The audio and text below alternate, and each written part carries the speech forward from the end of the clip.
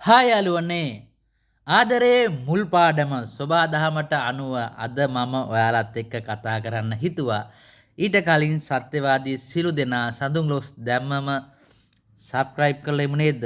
ඇත්ත වශයෙන් කියනවා නම් යාළුවනේ ආදරේ මුල් පාඩම මුල් ආරම්භය හැඟීම් මත නිර්මාණය වන දෙයක්. හැඟීම් මත අවස්ථාවාදී ආසාවක් තමයි මුල් ආදරේ නිර්මාණය වෙන්නේ. එය තුල කිසිම වටිනාකමක් නැහැ. මොකද ඒක දරුවන්ට අඩුම ගාන සිලබස් එකක් හරි දාලා කියලා දෙන්න ඕනේ. හිත දිව්වට එය යථාර්ථයක් කරගන්න යන්න එපා. මොකද ඒක අඩු වයසෙන් දීලා අපට තරුණියට එනකන් ඉන්නේ කියන්නේ කසාද බඳින්න.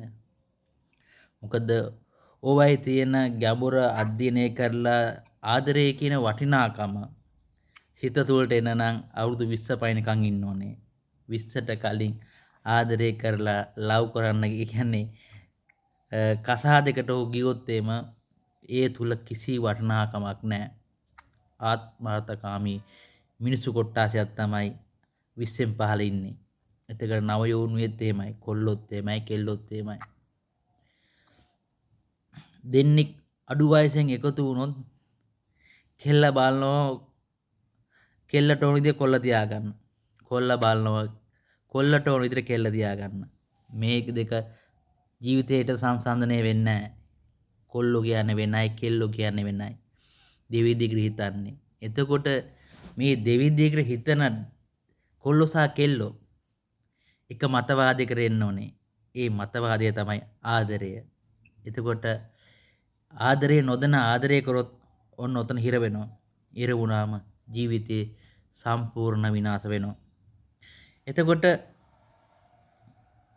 එතකොට අපි ආදරේ කිව්වම ඒ තුල ගොඩක් දේවල් තියෙනවා.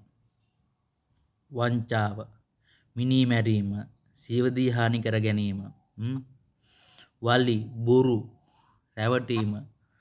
මෙන්න මේ සේරම දේවල් ඔය ආදරය කියන වචනේ හංගන්න පුළුවන්. එතකොට අපි ආදරය කරනකොට මානුෂික වෙන්න ඕනේ.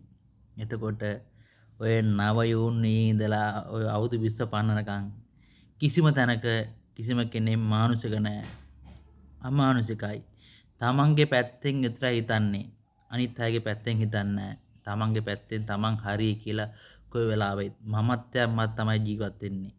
එතකොට සෝභාදාම ඒ විදිහට තමයි නිර්මාණය කරලා තියෙන්නේ.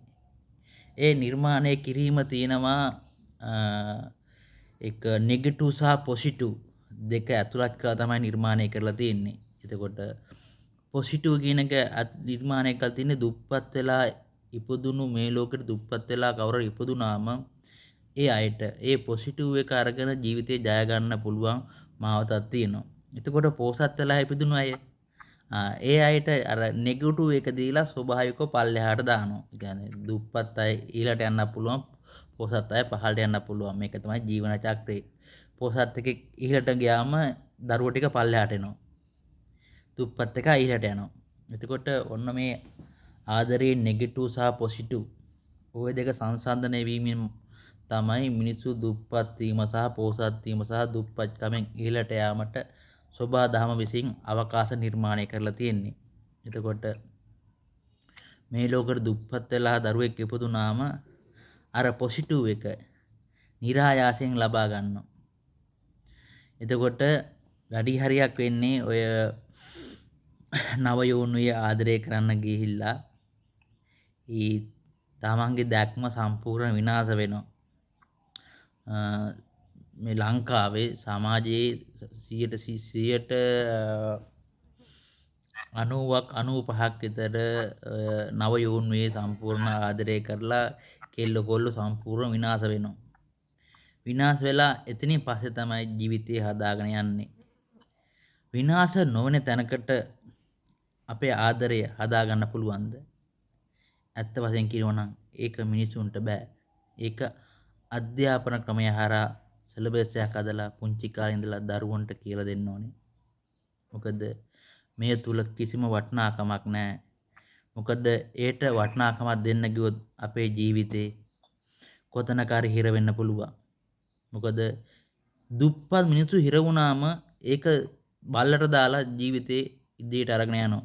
ඒ සාමාන්‍ය හෝ හොඳට ජීවත් වෙන කෙනෙක්ගේ එහෙම දෙයක් වුණොත් එහෙම ඒ අය එතනම තැවි තැවි එතනම එතනින් පල්ලෙහාට එනවා. ඒ කියන්නේ ජීවිතෙන් මැරෙනකම් විඳවන්න කට්ටිය එනවා. එක සිදුවීමක් ඇති ජීවිතෙන් මැරෙනකම් විඳවන්න. දැන් දුප්පත් මිනිසුන්ට ඒක අවුලක් නෙමෙයි. ඒක දරා ඒ කියන්නේ තියෙන දුකත් එක්ක ওই දුකුත් අවුලකුත් නෙමෙයි. උක ඇත්තට දාලා තමන්ගේ ජීවිතයේ ඉදිරියට අරගෙන යනවා. එතකොට මේක විවිධාකාරයට වෙනවා. එතකොට මේ ආදරේ ළඟ පොසිටිව් සහ නෙගටිව් කියලා දෙකක් තියෙනවා. ඒක එක් එක් විදියට නිර්මාණය වෙනවා. එතකොට මේ ආදරේ මුල් ආරම්භය දරුවන්ට කියන්නේ නව යෝන් කියන්නේ අවුරුදු මං කියන්නේ 12ක් වගේ තමයි. එතකොට ඔය 12 ඉඳලා දරුවන්ට ඔය තුල ඇති ගැබ් වෙලා තියෙන යථාර්ථය මොකක්ද කියලා සිලබස් එකක් දාලා අධ්‍යාපන ක්‍රමය හරහා කියලා දෙන්න ඕනේ. එහෙම කියලා දුන්නොත් අපේ පරපුර අපේ නව පරපුර හොඳ මාවතක ගෙනියන්න පුළුවන්. මේක තමයි ආදරේ මුල් කතාව. ඉතින් මේක දිගු කරලා කරන්න ගියොත් එම ලොකුවට කාලයක් යනවා. ඉතින් මම කෙටියෙන් කිව්වා